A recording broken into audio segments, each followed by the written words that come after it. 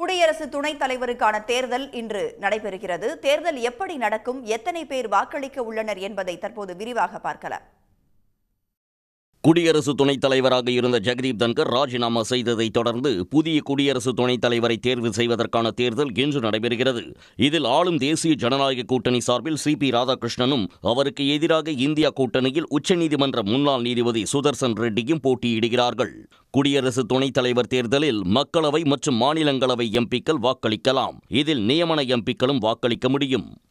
இதன்படி மக்களவை உறுப்பினர்களின் மொத்த எண்ணிக்கையான 543 பேரும் மாநிலங்களவை உறுப்பினர்களின் மொத்த எண்ணிக்கை 245 பேரும் சேர்த்து மொத்தம் 788 பேர் வாக்களிக்க வேண்டும். இதில் மக்களவையில் ஒரு இடமும் மாநிலங்களவையில் 5 இடங்களும் காலியாக உள்ளன.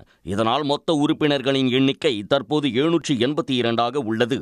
இதில் குடியரசு துணைத் தலைவர் தேர்தலில் வெற்றி பெற 392 வாக்குகள் தேவை.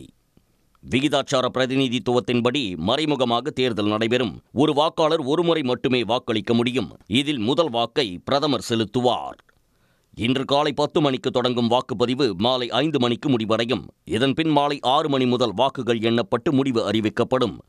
இதனிடையே குடியரசு துணைத் தலைவர் தேர்தலை புறக்கணிக்க உள்ளதாக சந்திரசேகர ராவின் PRS கட்சியும் நவீன் பட்நாயக்கின் பிஜு ஜனதாதளமும் அறிவித்துள்ளன. உடனுக்குடன் செய்திகளை தெரிந்து கொள்ள சன் நியூஸ் பெல் ஐகானை கிளிக் பண்ணுங்க.